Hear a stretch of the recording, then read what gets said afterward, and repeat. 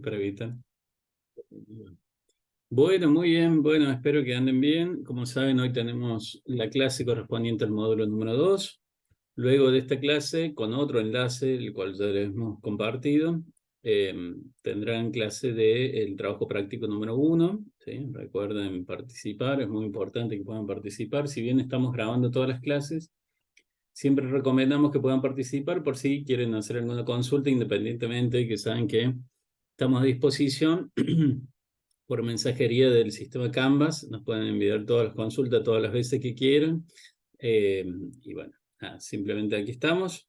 Vamos a comenzar compartiendo, por lo tanto, algo del material de este módulo número 2. Como les decía la semana pasada, esto no pretende ser un reemplazo, al contrario, es un apoyo de lo que tienen a disposición en el material, ¿no? El material disponible en Canvas. De hecho, ustedes saben que en realidad la bibliografía básica es Holmgren, ¿no? Fundamentalmente desde aquí en adelante, solo en una parte del módulo número 1 había algunas otras cosas, pero nosotros nos manejamos con bibliografía básica Holmgren, ¿no? Esto lo recuerdo porque, por cierto, hay mucho material que por cuestiones de desarrollo, de espacio, no están en Canvas, pero que son bibliografía básica y que están disponibles y que, bueno, eh, como saben, también tienen otros videos que estamos compartiendo a disposición en nuestro canal de YouTube de la materia.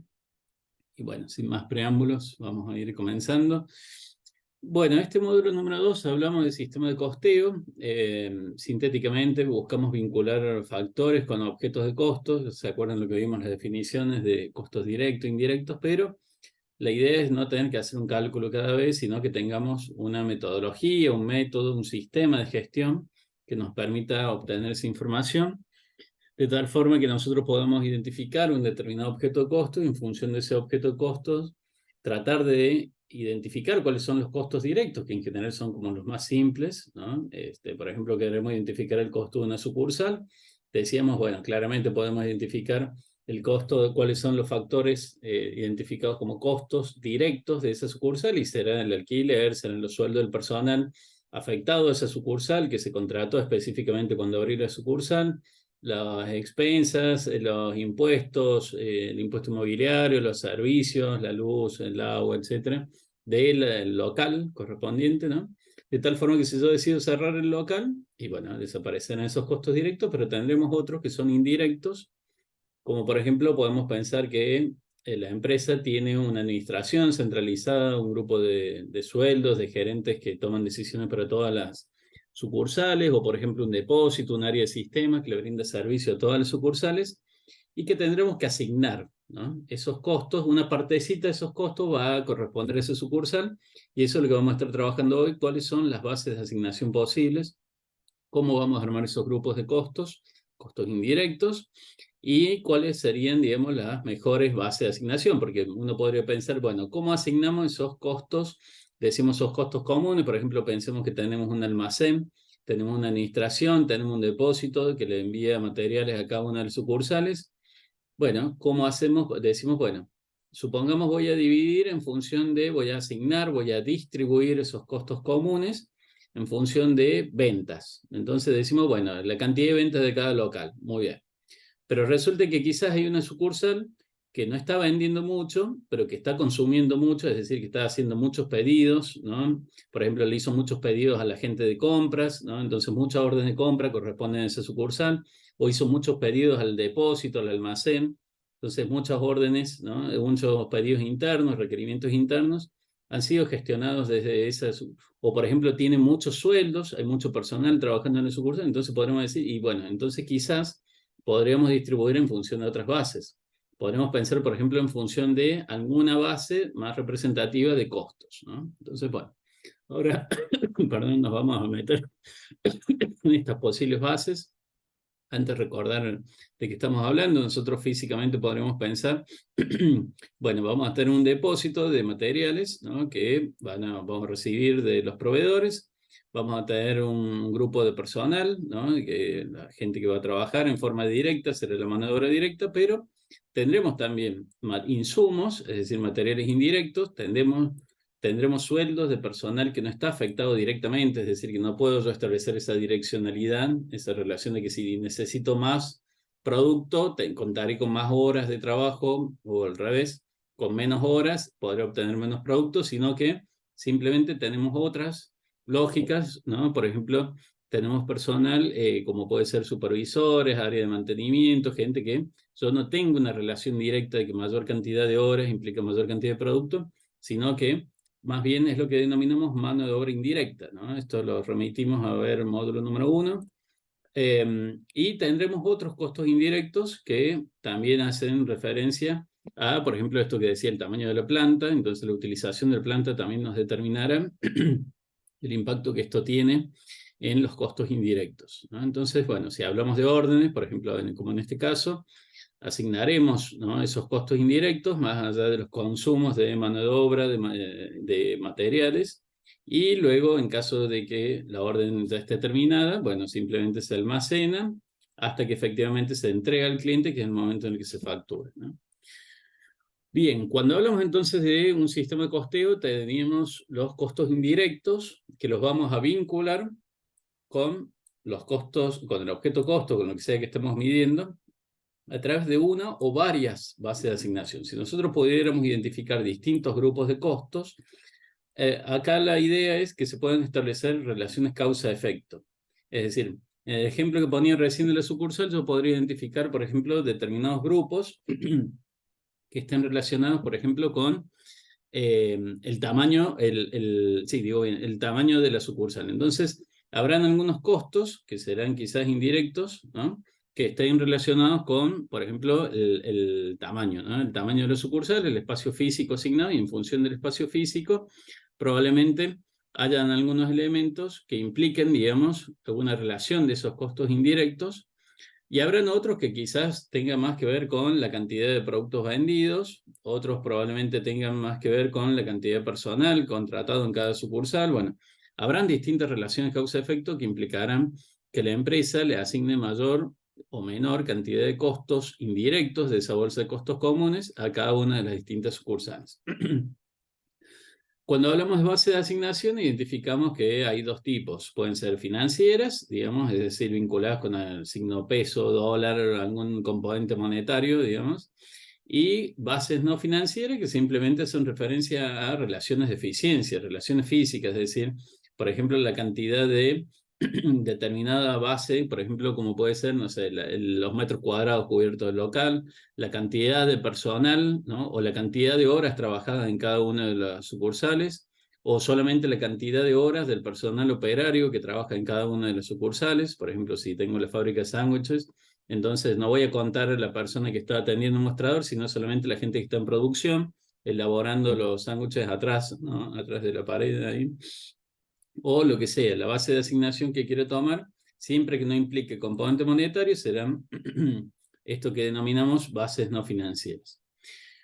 Bueno, cuando hablamos de tasas, a esto lo voy a explicar un poquito más adelante, así ahora no lo mezclo, pero a modo de anticipo, me spoileo como por las dudas y después estamos un poco flojos de tiempos.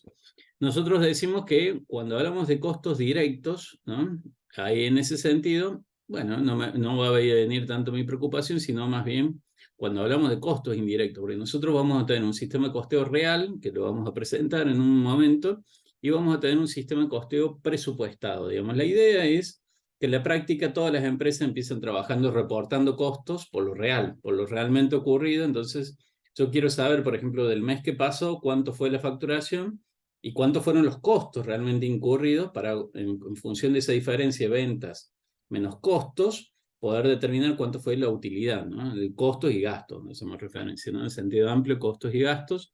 Entonces, con eso podría determinar si gané, por ejemplo, si tuve un resultado positivo en términos económicos o no.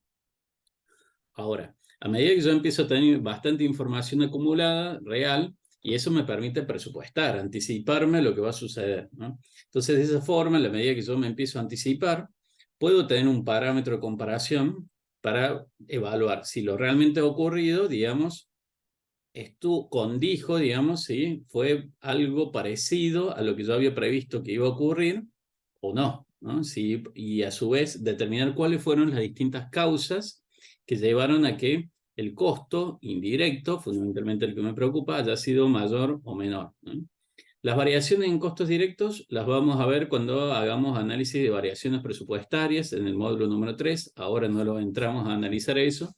En este módulo número 2 simplemente nos vamos a quedar con las variaciones en costos indirectos, ¿no? Entonces, cuando yo decía, bueno, ¿qué ocurre, digamos, cuando tengo un sistema de costeo? Esto es igual para un sistema de costeo real que para uno presupuestado en esta etapa, ¿no? Y bueno, si tengo un sistema de costeo real, lo que voy a tener es un grupo de costos, ¿no? Que vamos a ir viendo, que dijimos, costos indirectos, voy a tener las facturas de los insumos, ¿no? De los proveedores de materiales indirectos.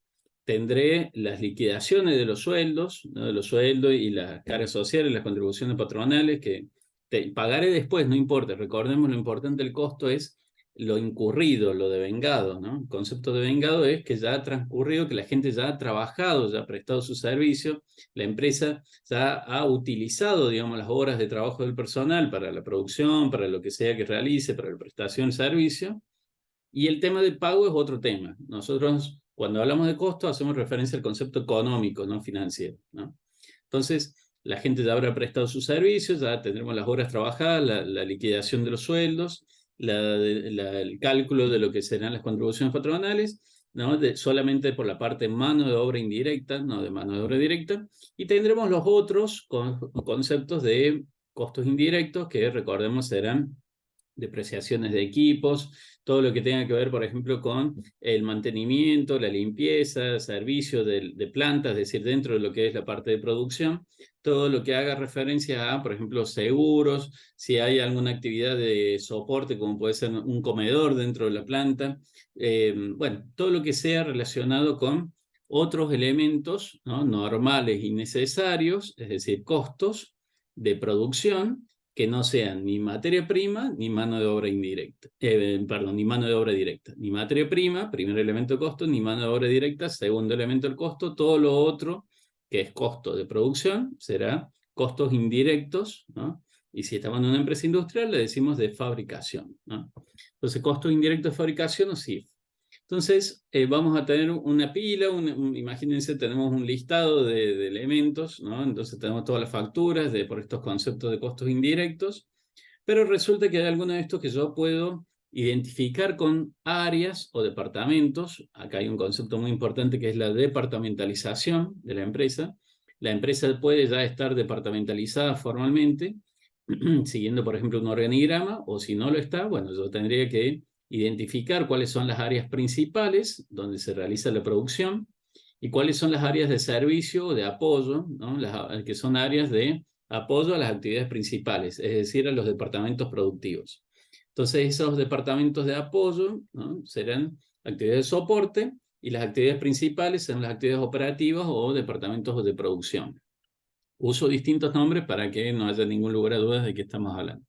Entonces, en ese sentido, cuando yo empiezo de esa bolsa de costos comunes que tengo todo acumulado en algún lugar de una administración, por ejemplo, empiezo a repartir, bueno, este lo había pedido tal, este corresponde a tal área, acá hay un responsable que hizo, bueno, empiezo a repartir, cuando reparto entre todos los departamentos sin hacer distinción, si son de apoyo, si son principales o de producción, es lo que se denomina distribución primaria.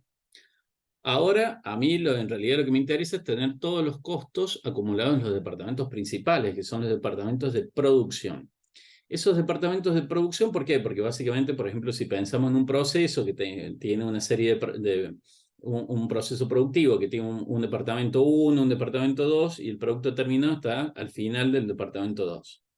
Entonces, acumularé todos los costos en el departamento principal 1, luego todos los costos en el departamento principal 2, sumo el total de costos y eso me dará el total de costos del producto terminado, ¿no? Que ha ido pasando, que ha ido logrando, digamos, incrementar, digamos, pasar de ser una materia prima, se le ha ido agregando valor, ¿no? En cada una de las acciones, de las actividades productivas, hasta lograr transformarse en un producto terminado. Y cuando entonces paso de los departamentos de apoyo a los departamentos principales o departamentos de producción, es lo que llamamos la asignación o distribución secundaria. En este ejemplo, bueno, acá pasamos de 3 departamentos de servicio a 2 departamentos principales y hay tres alternativas. Nosotros hacemos foco solamente en las dos primeras, método directo y método escalonado. Un tercer método llamado algebraico sí, algebraico o matemático, que básicamente nosotros lo que vamos a decir es, voy a pasar de los departamentos de apoyo, los costos acumulados en los departamentos de apoyo, a los departamentos principales. Si lo hago en forma directa, ¿no?, sin interpretar, digamos, o sin darle importancia a ninguna jerarquía, simplemente reparto, ¿no?, de los departamentos de apoyo a solamente los departamentos principales, realizaré el método directo. Mientras que si realizo el método escalonado, iré distribuyendo utilizando una jerarquía o escalonamiento o secuencia, ¿no? También se le dice método secuencial por eso. Ese secuenciamiento tendrá una lógica que en general me indicará, digamos, cuál es el sentido. Por ejemplo, vamos a suponer que acá tenemos una administración, un área de compras productivas, que quizás le hizo compras al área de mantenimiento, quizás le hizo compras al almacén, pero también le hizo compras a los dos departamentos productivos de ensamblado y de cortado. Esto será en realidad primero se corta y después se ensambla, no importa. Bueno. Y la lógica es, bueno, le voy a repartir primero todos los costos, lo vamos a hacer que desaparezca este departamento de apoyo, vamos a separar todos los costos acumulados en ese departamento a los departamentos principales, pero también a los otros departamentos, por ejemplo, en función de, decíamos, la cantidad de órdenes de compra realizadas a cada uno, ¿no? O de pedidos internos atendidos, cotizaciones, tiempo de trabajo, lo que sea. Entonces, se reparte, este será el que mayor cantidad de servicios le prestó a todos los otros, y luego vendrá el área de mantenimiento, por ejemplo, que solamente le habrá hecho mantenimiento ensamblado, acortado, pero quizás también al almacén, que tiene el almacén una máquina, digamos, supongamos que mantenimiento de maquinaria, y tiene máquinas apiladoras, tiene máquina, una zorrita eléctrica, un autoelevador, bueno, lo que sea. Entonces le hará mantenimiento a estos otros y será, por ejemplo, en función de la cantidad de órdenes de trabajo o de horas trabajadas, ¿no?, para cada uno de los departamentos, pero ya va a contener no solamente los costos propios de su departamento, sino también costos que ha recibido del departamento de administración, ¿no? Y luego haremos lo mismo con el almacén, que quizás solo recibió pedidos de ensamblado y de cortado, no de mantenimiento ni de administración de planta, y distribuirá, por ejemplo, en función de, bueno, no sé, la cantidad de pedidos recibidos, la cantidad de material enviado, lo que sea. Costo de material solicitado por cada departamento, lo que sea. Bueno, y el método recíproco es todos a la vez, armando una matricita, con lo cual si tenemos 3×2, será una matriz de 3×2, esto de 3 departamentos de servicio por 2 de departamentos principales. Entonces, vamos al enfoque de los costos presupuestados, ¿no? Acá hay 7 pasos que nosotros decíamos, este es el enfoque, la metodología más avanzada, porque costos reales solamente me enfoco en la primera parte. Costos presupuestados, a su vez, yo voy a tratar de anticiparme y analizar cuánto va a ser el volumen con el cual voy a trabajar. Recordemos diferencia de capacidad, el potencial máximo, ¿no? Por ejemplo, yo tengo una capacidad instalada de tanto, o por ejemplo pensé en un restaurante, puedo atender, tengo tantas mesas, bueno, pero solamente tengo ocupadas tantas, y eso lo puedo anticiparme. De lunes a jueves ocuparé tantas mesas, viernes y sábado tantas, y el domingo un poco menos, o solo el mediodía, por ejemplo. Bueno, en una fábrica igual, yo puedo decir cuánto es la capacidad instalada y cuánto es el volumen, ¿no?, del presupuesto en el cual yo me voy a manejar. El volumen es lo normal, y yo puedo anticiparme y decir, de tal forma que se ocupa un poquito más de lo que espero que va a ocurrir, y bueno, haré un mejor uso de la capacidad instalada, ¿no? Si estoy por debajo de eso, y vamos a estar en problemas. Tendré una variación volumen negativa. Bueno, luego presupuestaré los costos separando fijos de variables. Obviamente voy a haber analizado cuál es la base de asignación. Hacemos lo que ya expliqué. Primero secuencio, digamos, de una bolsa de costos comunes a cada uno de los departamentos, sin hacer distinción de si son productivos o de servicios, o de apoyo, como decía. Y luego en la distribución, el método secundario, repartir de los costos de apoyo solamente a los departamentos principales. Calcular una cuota, que vamos a denominar la tasa o cuota presupuestada, que será la tasa total de costos indirectos presupuestados, serán los costos indirectos totales sobre el nivel de actividad presupuestado. Y luego una vez que ya tengo los datos realmente ocurridos, porque esto, recordemos, se hace al finalizar, digamos, es decir, yo hago, supongamos, veo presupuesto de un mes, presupuesté septiembre.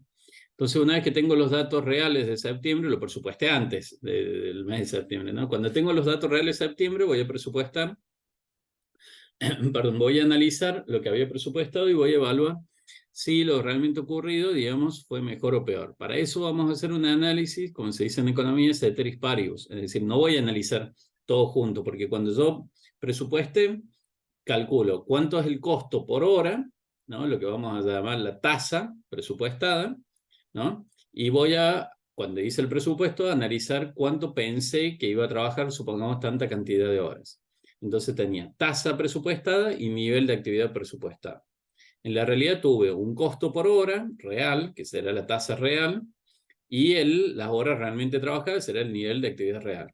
Entonces, para no mezclar todo, de decir presupuestado contra real, que yo voy a tener variaciones que pueden ser en tasa, es decir, costo por hora, o el nivel de actividad real versus nivel de actividad presupuestada, cuántas horas realmente trabajé versus cuántas horas pensé que iba a trabajar, voy a armar un híbrido que se llama, este híbrido se llama costos indirectos aplicados.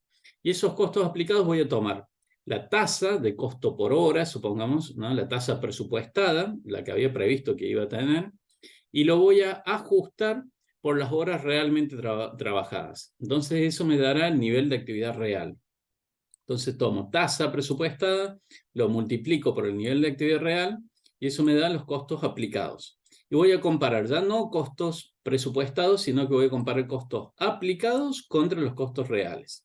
De tal forma que si tengo que en la realidad tuve un costo mayor a lo que había previsto que iba a ocurrir, es decir, la tasa que había presupuestado ajustada por las horas realmente trabajadas, y eso me dará, si en la realidad fue mayor, eso es una subaplicación, es decir, me quedé corto, digamos, ¿sí? Subcosteé la tasa, ¿no? Cuando presupuesté, es decir, el costo por hora, vamos a decir, supongamos que estamos asignando en función de horas trabajadas, el costo por hora fue menor el que había presupuestado al que realmente tuve, ¿ok? Mientras que al revés, si fue mayor, ¿no? Voy a tener un costo que va a ser real, ¿no? Menor al que había aplicado y por lo tanto se le dice una sobreaplicación, ¿no? Le cargué de más cuando hice la aplicación. ¿Cuál es el problema en cargar de más o de menos? Y que yo puedo perder un cliente, supongamos, si estoy en costeo por órdenes, ¿no? Si estoy presupuestando un trabajo y costeo de más, y quizás me digan, no, si la competencia hizo los números por un poquito más fino, puedo perder el cliente. O al revés, si calculo de menos y efectivamente tomo el trabajo, el cliente me lo acepta y bueno, quizás pierda plata o por lo menos no tenga el margen de ganancia que pensé que iba a tener. Y hay un concepto adicional, ¿no? Porque aquí nosotros queremos profundizar. Ustedes saben, Horngreen trabaja, hay un análisis que le dice nivel 1, que es simplemente la variación total, y hay un análisis nivel 2, ¿no? La variación total es esta, ¿no? Reales contra los aplicados. Ahora yo puedo tener un nivel de análisis número 2, que será abrir las causas de esa variación. Las causas de esa variación me implican profundizar y abrir si la variación surge porque fue el uso de la capacidad instalada o si fue por variaciones en presupuesto, que a grandes rasgos diríamos precios, ¿no? Entonces, para abrir eso necesito un concepto intermedio que lo introduzco entre los reales y los aplicados, que expliqué recién, que se llamará presupuesto ajustado por el nivel de actividad real, PANR. Presupuesto ajustado por el nivel de actividad real. Y ese presupuesto ajustado por el nivel de actividad real me dará, digamos, un concepto intermedio entre lo real y lo aplicado y también es un concepto híbrido. ¿Qué hace este concepto híbrido? Lo que hace es suponer que todo lo que había presupuestado de costos fijos, de costos indirectos fijos, lo voy a mantener igual. Voy a decir, bueno, cuando presupueste, los fijos por definición no deberían haber cambiado tanto. Por lo tanto, por definición, lo vamos a suponer que lo dejamos igual. Y solamente voy a ajustar la parte variable, ¿no? Por el nivel de actividad real. Voy a tomar la tasa presupuestada, no la fija, que la tengo acá en los costos fijos, sino voy a tomar la tasa de costo indirecto variable presupuestada y lo voy a multiplicar por el nivel de actividad realmente obtenido. Y con eso voy a analizar si la variación es presupuesto o si la variación es volumen. Es decir, si la variación surge por el uso de la capacidad instalada, es decir, si trabajé más o menos horas que las que había presupuestado, fíjense, acá hay dos fórmulas de variación volumen, o si la diferencia surge entre los costos reales y este concepto híbrido que llamamos presupuesto ajustado por el nivel de actividad real. Profe, te lo voy a entregar a las 29. Estamos jugadísimos con el tiempo, pero bueno, entonces, No hay problema, vamos a tratar de ir rápido. eso es, ahí vamos, vamos con toda la actitud, vamos. Entonces, los costos reales serán mayores al presupuesto ajustado por el nivel de actividad real, si eso me ocurre, ¿no? Y vamos a estar en problemas, porque en realidad tuve un costo mayor a este híbrido, que por lo menos los fijos son totalmente por lo presupuestado. Y lo variable es el costo por hora, solamente variable presupuestado, ajustado por el nivel de actividad real, con lo cual, en ese caso, la variación será desfavorable, es decir, el costo fue mayor en la realidad de lo que yo había previsto, por lo menos la parte fija, y por lo menos de la parte variable, el costo por hora, la tasa de costos indirectos variable presupuestada. Y a la inversa, digamos, será favorable, si en realidad el costo fue menor a este híbrido, que tiene una parte de lo presupuestado. Y en la variación volumen tenemos las dos fórmulas de cálculo. Uno será comparando el presupuesto ajustado por el nivel de actividad real contra lo aplicado. Y la otra fórmula será por diferencia en los niveles de actividad, ¿no? Es decir, puedo comparar el nivel de actividad realmente trabajado contra el nivel de actividad presupuestado. Y esto lo voy a multiplicar por la tasa de costos indirectos fija presupuestada. Es decir, la tasa de costos indirectos nosotros analizamos, cuando la tomábamos acá, esta tasa total tiene una parte fija y una parte variable. Yo a eso, cuando calculo los costos aplicados, está todo junto. Lo separo cuando analizo las variaciones en nivel 2. En el PANR voy a tomar la tasa variable, es decir, voy a decir de los costos variables total, ¿no? ¿Cuánto correspondería? Por ejemplo, que tengo la tasa total, una parte será variable y la otra parte será fija. Y para la variación volumen, calcular la tasa de costo indirecto fija presupuestada, y a eso lo multiplico por la diferencia entre los niveles de actividad, lo real y lo presupuestado. De tal forma que si en la realidad trabajé más horas que lo que había presupuestado, y eso está bueno porque di mejor uso a la capacidad instalada, con lo cual la variación volumen será favorable. Mientras que la inversa, si encima de que había previsto un nivel de actividad, trabajé en la realidad menos horas, y voy a aplicar los costos indirectos en función de esas horas, y la variación volumen, es decir, el uso de la capacidad instalada, será desfavorable. Bueno, una mención de 1 minuto y medio del sistema de costeo. Bueno, básicamente nosotros tenemos dos formas de trabajar, dos tipos de procesos, ¿no? En los extremos serán, o me hacen un pedido y yo trabajo solamente a pedido, ¿no? Por pedidos individuales, casos especiales, casos únicos, que yo deberé cotizar, o por el contrario, mi interés está en fabricar siempre lo mismo y solamente me enfoco en producir, producir, y la venta se hará cargo otro, ¿no? Entonces, por ejemplo, una fábrica de autos trabajará por procesos porque se enfoca en producir, producir. De hecho, si no está produciendo, pierde plata, y el problema de la comercialización es de otro, es de la concesionaria, de quien sigue en la cadena de valor, ¿no? De tal forma que no me interesará el costo de cada auto en particular, sino que calcular un costo promedio, ¿no? Es un proceso mucho más simple, un costo más económico. Mientras que si tengo que hacer un pedido especial, un trabajo a medida, y me interesará mucho cotizar el trabajo, porque depende del presupuesto que yo le pase a mi cliente, puede que lo tome o puede que no. De hecho, por ejemplo, esto ocurre en licitaciones, donde tengo que hacer un análisis de costos para un puente internacional, por ejemplo, y quizás compito y capaz que no entro y bueno, no pasa nada. O le tengo que hacer un trabajo de diseño de muebles a medida, y compito con otros posibles proveedores, y bueno, entonces es mucho más costoso el análisis, y será un caso específico que deberé analizar para saber cuánto es lo que le tengo que cobrar, ¿no? En función de calcular el costo más un margen, costo más. Un concepto fundamental es el de producción equivalente cuando hablamos de costos por procesos, que simplemente será tomar las unidades físicas y multiplicarlas por el grado de avance. Bueno, creo que ahí estamos en cuanto a conceptos principales, sistema de costeo. Preguntas hasta acá, una consulta, comentario, vengo medio rápido, perdón, pero ustedes saben que tenemos clases específicas grabadas donde se profundice cada uno de estos temas, ¿no? No sé si hay alguna consulta hasta acá. De hecho, la profe, por ejemplo, grabó el de costos por órdenes, ¿no? El sistema de costeo por No orden. veo consultas por el momento, así que si quieres pasamos a compartir. Bueno, muy bien. Sí, sí, adelante, profe, ahí te doy para que compartas. Vale. Ahí está, exactamente. Fíjate si ahí están, ahí podés.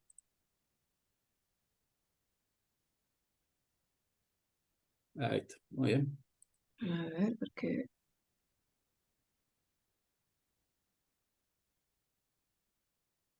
si me das un cero.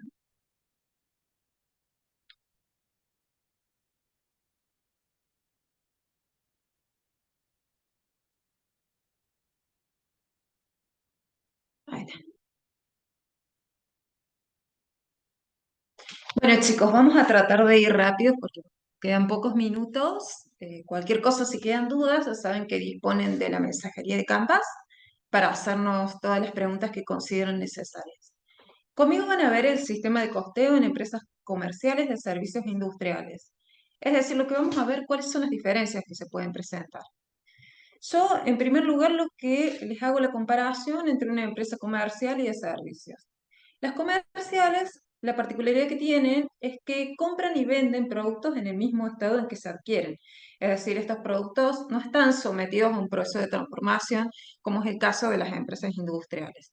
A lo sumo se les puede agregar algún empaquetado en particular, un packaging, pero se venden exactamente en el mismo estado en que se adquieren. Y en el caso de las empresas de servicios, prestan servicios que son intangibles a sus clientes, bienes intangibles, cuyo objeto es la prestación de distintos servicios, que pueden ser diferenciados, homogéneos, dependiendo del caso. Y lo principal es bueno, la capacidad técnica, lo que conoce el prestador del servicio, ¿sí? La calidad del servicio. Se pueden entregar algunos bienes que son accesorios complementarios en la prestación del servicio, pero se tratan como insumos o repuestos. Por ejemplo, el caso que les traigo de una reparación de un aire acondicionado. ¿Sí? No es lo importante, sino que es algo complementario.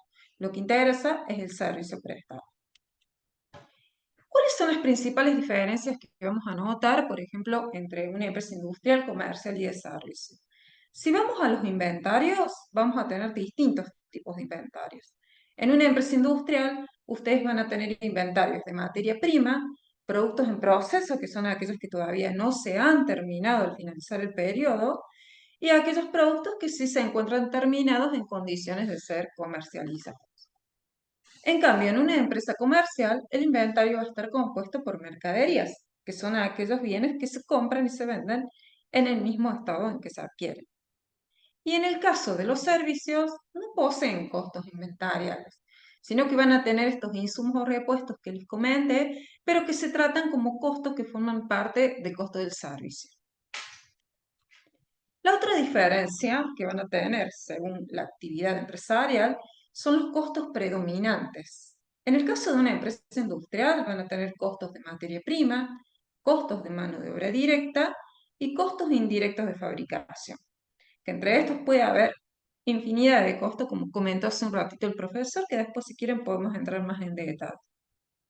En la empresa comercial, en cambio, el costo va a estar dado por el costo del producto comprado a través del costo de la mercadería vendida, que se determina por el método de diferencia de inventario, que ya vamos a ver más adelante cómo se calcula.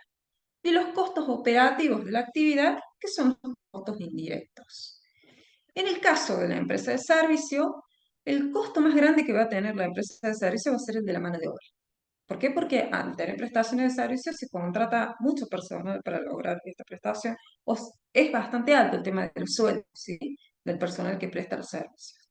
Y además va a tener costos indirectos de la propia actividad. ¿Cuáles son las características de las empresas comerciales? Como les comenté, compran productos terminados y los venden en el mismo estado, ya sea por reventa o intermediación. Sus existencias son mercaderías, ¿sí? Y componen un rubro bienes de cambio. Las funciones de estas empresas son comprar, vender y distribuir. Y su costo resulta del precio de compra al comprar estos bienes, más todos los gastos necesarios para poder poner a disposición de los clientes ser entregada la mercadería. Podemos tener costos de flete, seguros, almacenamiento, que van a ser necesarios para poner a disposición estos bienes que estamos vendiendo a los clientes.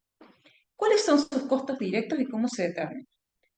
Va a estar dado por el costo de venta en las empresas comerciales, que como les dije hace un ratito, se determinan por diferencia de inventarios, a través de esta fórmula de costo de mercadería vendida, que es sumar a la existencia inicial de la mercadería que disponemos en el periodo, las compras que hemos realizado en el periodo de bienes, netas de las devoluciones que hayamos hecho, menos la existencia final de mercadería, que es aquella que no hemos vendido al finalizar el periodo y que nos queda en stock. Así se determina el costo de venta en las empresas comerciales. También vamos a tener costos indirectos, ¿sí? Que van a estar compuestos por costos de administración, que incluyen gastos generales, sueldos de oficina, honorarios, papelerías, tasas y otros. Y los costos de comercialización, que pueden ser aquellos relacionados con la venta, las comisiones que le pagamos a los vendedores, servicios de postventa y la relacionada con la publicidad. También van a encontrar costos financieros, que son aquellos costos que tiene la empresa por el financiamiento de contar con fondos, ya sea de terceros o propios. De terceros puede ser si pedimos un préstamo a un banco o si trabajamos con tarjeta de crédito vamos a pagar intereses.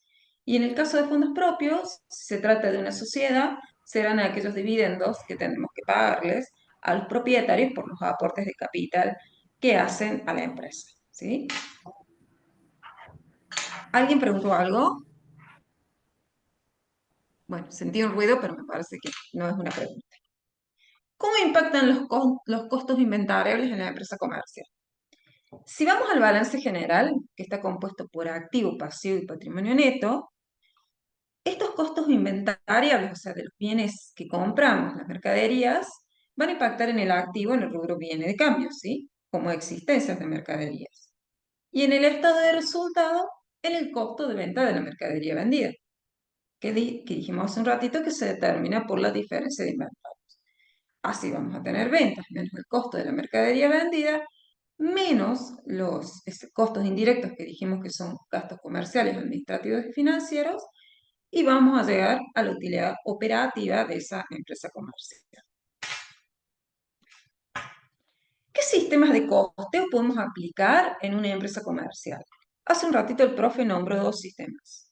Uno es el sistema de costos por procesos y otro es el sistema de costos por órdenes, que acá lo podemos ver también en la bibliografía como sistema de costos por clientes. Ya les voy a decir por qué lo llaman así. El sistema de costos por proceso lo vamos a poder aplicar si los bienes que vendemos son homogéneos y los integramos, o sea, los entregamos al cliente exactamente igual para todos. O sea, no se diferencia. Entonces sacamos un costo promedio en base a los bienes comprados y aplicamos el mismo costo igual para todos los bienes. Podemos aplicar entonces el sistema de costos por procesos. Pero si no es el caso, porque los bienes son diferenciados, vamos a tener que utilizar el sistema de costos por órdenes. ¿Por qué? Porque puede llegar un cliente que si bien pide el mismo bien, quizás lo tengamos que empaquetar de distinta forma, preparar el pedido de distinta forma, entonces los costos asociados a esa orden del cliente va a ser distinto a los costos asociados a la orden de otro cliente particular. Por eso es que vamos a trabajar con este sistema de costeo. Hace un ratito el profe les comentó que este sistema de costeo trabaja con los costos directos, los asigna de manera directa en base real, ¿sí? Vamos a trabajar con los costos reales. Pero para los costos indirectos, este sistema de costeo trabaja con el costeo normal, que es este híbrido que comentó el profe, ¿sí? Vamos a terminar una tasa presupuestada, donde vamos a tomar costos indirectos presupuestados, dividido un nivel de actividad presupuestado, así vamos a obtener una tasa.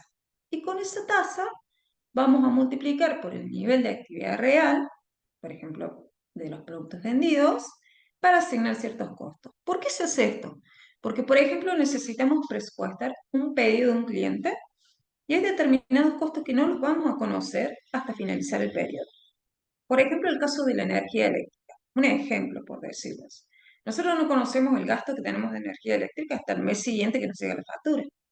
Entonces, seguramente vamos a presupuestar con la factura del mes anterior, ¿sí? Vamos a determinar una tasa y lo vamos a multiplicar por un nivel de actividad real. Y así asignar determinados costos a cada orden o pedido del cliente. Por eso es que se utiliza esto, porque si no, no podríamos dar un presupuesto al cliente. Bien, entonces, este sistema de costos, por órdenes o por cliente, como lo tienen en la bibliografía, incluye costos que son específicos de la orden, tanto directos como indirectos, y costos de apoyo al cliente. Por ejemplo, los vendedores pueden llegar a necesitar tomar algún curso para concretar la venta de un producto. Si se relaciona con esa orden, con ese pedido del cliente solamente, serán costos directos. Y si se relaciona con distintas órdenes de distintos pedidos del cliente, se tratará como un costo indirecto a esa orden, ¿sí? Porque no solo se relaciona con esa orden. ¿Qué ejemplo les traje yo acá? Por ejemplo, una orden de un pedido de 10 perfumes envueltos en bolsas rosadas con alusión a la prevención del cáncer de mama. A veces este tipo de situaciones se dan, que viene un cliente particular y nos pide, si bien el mismo producto, pero que esté envuelto en determinadas condiciones, por ejemplo, para este caso. Entonces, en este caso, tenemos que utilizar un sistema de costos por proceso. ¿Por qué? Porque el pedido es diferenciado al de otro cliente. Bien, luego tenemos las empresas de servicios, cuyas características son que la mano de obra generalmente se lleva al domicilio donde se presta el servicio. Acá es distinto, ¿sí? Y la prestación del servicio puede llevarse o no en la sede de la empresa.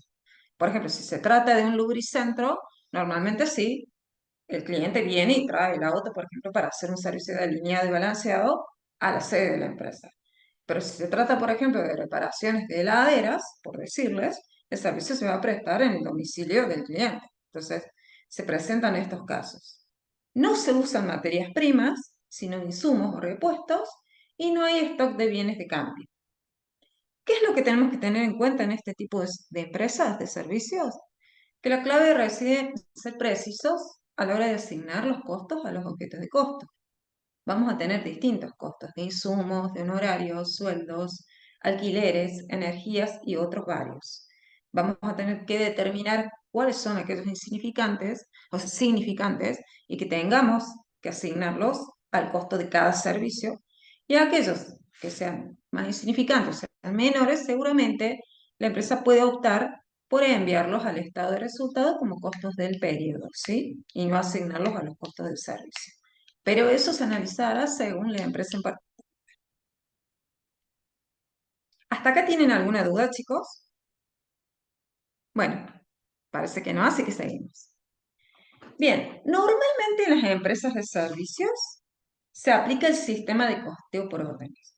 No quiere decir que no pueden aplicar sistema de costos por procesos. Sí se puede siempre y cuando el servicio sea igual y se preste de la misma forma para todos los clientes. Pero generalmente en los servicios encontramos que los servicios son diferenciados en general.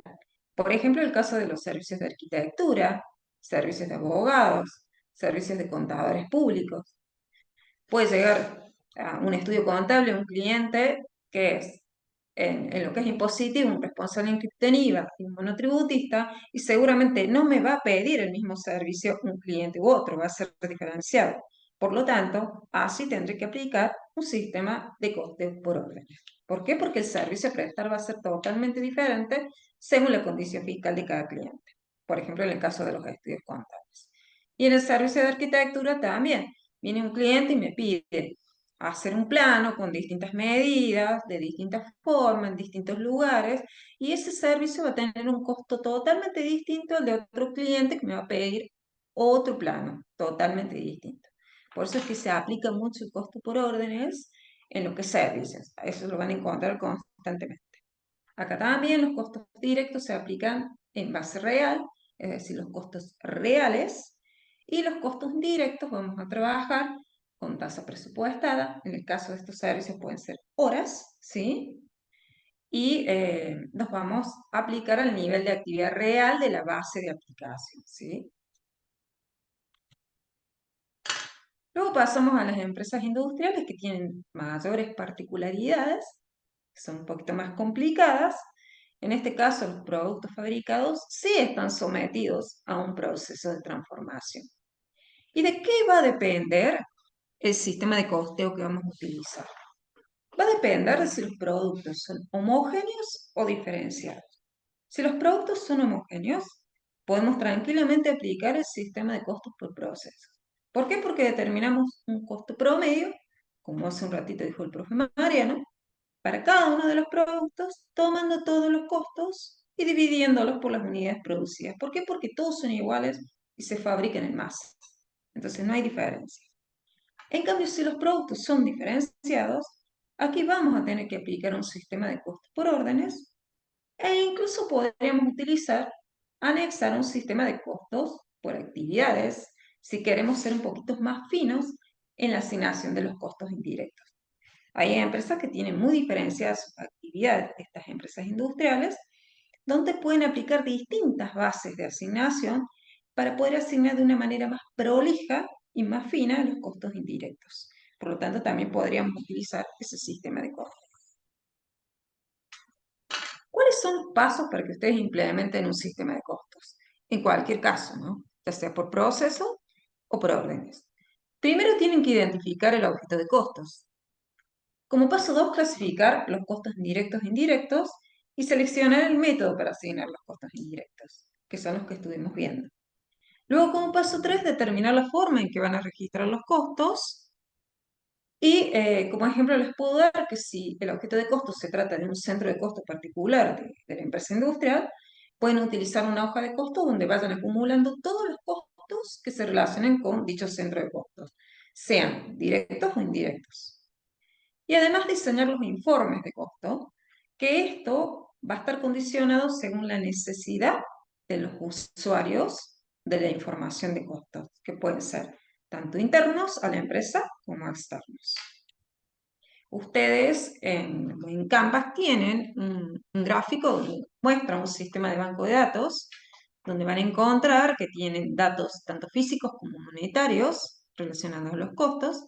Por ejemplo, si se trata de una empresa que fabrica muebles, los datos físicos serán los metros de madera que consume para la fabricación de muebles, y los monetarios será el valor monetario en pesos que cuesta cada metro de madera. Luego tendrán que interpretar ese proceso productivo para poder armar los informes de costo según las necesidades de los usuarios. Internos sabemos que van a necesitar informes de gestión para la toma de decisiones. Y los externos generalmente están relacionados con los estados contables de presentación que solicitan las normas contables. Generalmente, pero también podrían usar los informes de gestión. De las empresas industriales van a surgir lo que se conoce como costos conjuntos en el caso en que se aplique un sistema de costos por proceso, es decir, cuando la producción es en masa, es homogénea, continua y en serie. Se puede dar el caso. A ellos les traje el caso que ustedes tienen en la bibliografía, que tal es el caso de la producción de petróleo, donde de ese proceso surgen subprocesos y obtienen otros productos como es el gasoil, la nafta, el queroseno y algún otro. Otro ejemplo que puede quedar más claro es la producción de leche. De la producción de leche surgen otros productos, como puede ser la manteca, la crema de leche, la leche condensada. Antes de llegar a la separación, a un punto de separación que es donde se conoce cada producto diferenciado, o sea, se pueden separar los productos de este proceso en masa, van a tener costos conjuntos a todas las producciones. Bueno, esos costos conjuntos va a haber que ver la forma de asignarlo a cada uno de los tipos de productos que se obtengan en esta producción en masa, ¿sí? ¿Cómo se pueden asignar? Ustedes tienen tres métodos para hacerlo. Uno es el valor neto de realización en el punto de separación. Como les decía, en el caso de la leche, el punto de separación será cuando ya podemos definir cuántos litros de leche tenemos de ese proceso, cuántos kilos de manteca, cuántos kilos de crema, pero antes de que se llegue a ese punto de separación vamos a tener costos conjuntos. Esos son los que vamos a tener que asignar de alguna manera.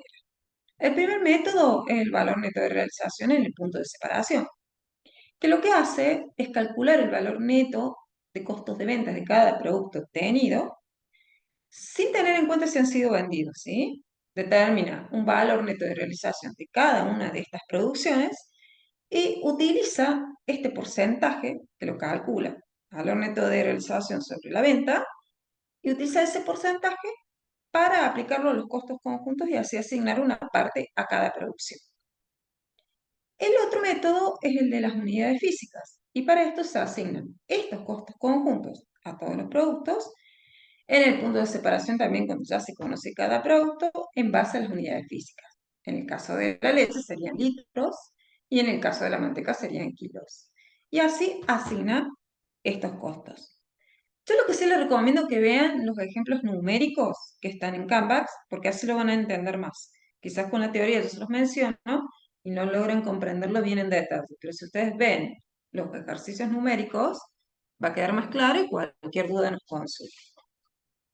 Y el otro método es utilizar la utilidad bruta constante o porcentaje bruto constante, que consiste en determinar la utilidad bruta total que tiene la empresa y en base a esto asignar de manera los costos conjuntos a cada producción, de manera que esa utilidad, ese porcentaje de utilidad bruta se dé en cada una de las producciones distintas obtenidas. Vean los casos numéricos y cualquier duda nos consulten. El otro punto que tenemos en las empresas industriales, que ya estamos cerca casi de la hora, son los costos inventariables. Es decir, ¿cómo evalúan los inventarios las empresas industriales? Existen dos métodos que se pueden utilizar. Uno de ellos es el costeo por absorción integral o completo. Este método es el tradicional, es el que aplican las normas contables profesionales para los balances de presentación y es el que muestra el valor económico de los bienes de cambio, ¿sí? Lo que se hace es asignar todos los costos de fabricación, sean tanto variables como fijos, a cada uno de los productos que sean producidos en el periodo. Entonces se calcula el costo de cada producto de esta manera y va a los inventarios en la empresa, ¿sí? Este sistema, como le dije, es útil para evaluar los inventarios, los bienes de cambio, pero no para la toma de decisiones, ¿sí? A la hora de decidir si un producto es más rentable, cuál me conviene vender o cuál no. Análisis fines de gestión, ¿sí? Quizás más de corto plazo que la empresa por ahí tiene que decidir. Para eso se aplica el sistema de costeo variable o análisis marginal. ¿Qué va a incluir como costo inventariable en los bienes producidos? La materia prima, la mano de obra directa y los costos indirectos de fabricación, pero solamente aquellos variables. Los costos fijos de fabricación se van a tratar como costos del periodo, se van a enviar al estado de resultado como un costo del periodo. ¿Por qué? Porque se tratan relacionados a la capacidad instalada que tiene la empresa. Es decir, en el corto plazo no se pueden modificar, se relacionan con un periodo determinado, por lo tanto, no se van a incluir en el costo de los bienes inventariados, sino como un costo del periodo. Y como les decía, es útil para la toma de decisiones a la hora de decir, por ejemplo, si un producto es más rentable o no para la empresa, cuál conviene vender y cuál no, quizás. ¿Cuáles son las diferencias entre estos métodos? Como les dije, en el costeo completo, todos los costos de fabricación son costos del producto. El ingreso en el costeo completo no se ve afectado por los costos fijos de producción hasta que la producción es vendida. ¿Sí? Hasta ese momento no se ven afectados. Y las utilidades de la empresa dependen tanto de la producción como de la venta. Como les comenté, es el que es exigido por las normas contables profesionales, protege los intereses de los propietarios porque se dice que aplican un criterio de prudencia para evaluar los inventarios. En cambio, el coste variable, solo los costos variables de fabricación son los que forman parte del costo del producto y son inventariables. Y los costos fijos de fabricación directamente se registran como costos del periodo en el estado de resultado de la empresa. Y las utilidades solamente dependen del nivel de ventas. Representa realmente la realidad de la empresa, la realidad económica, para tomar decisiones, ¿sí? Acá yo les traje los gráficos que ustedes tienen en Canvas para que vean cómo asignan tanto los costos fijos como variables de fabricación, un método y otro método, en qué se diferencian. Y les traje un modelito de lo que sería la utilidad operativa en ambos métodos, que se va a determinar de distinta forma en el estado de resultados. Esto ya más adelante lo van a ver, más en detalle. Pero en el caso del costeo completo van a tener ventas, costos de ventas, que lo van a calcular por la diferencia de inventarios, que hace ratito lo vimos. Y después todos los costos comerciales, variables y fijos, de administración, de distribución, van a ser costos del periodo. Y así van a llegar a la utilidad operativa. En cambio, en el estado de resultado por costeos variables, van a determinar las ventas menos los costos de fabricación solamente variables y van a llegar así a la contribución marginal, que es distinto, ya no es utilidad bruta, sino contribución marginal. Y luego van a ver que los costos indirectos de fabricación fijos se tratan como costos del periodo. Por eso se registran luego de la contribución marginal. Luego se restan los costos comerciales, administrativos y de distribución para llegar a la utilidad operativa. ¿Cuál es la diferencia que se va a dar seguramente? Lo más probable es que en el estado de resultado de costo completo la utilidad sea más alta. ¿Por qué? Porque parte de los costos indirectos de fabricación fijos van a quedar en el inventario final, ¿sí? Que eso se registra en el activo como bienes de cambio. Entonces, seguramente vamos a tener una utilidad un poco más alta en el estado de resultado por costeo completo. La diferencia de la utilidad la pueden calcular con la fórmula que yo les he traído más abajo, que es a través de multiplicar la tasa de costo indirecto de fabricación fijo, ¿sí?, por la diferencia de inventarios de los productos terminados. Inventario final de producto terminado menos el inventario inicial de producto terminado, que es el que se vende. Así obtienen de manera directa esta diferencia. Esto es a modo de teórico, muy rápido, chicos, pero después con ejercicios numéricos lo van a poder ver más en detalle.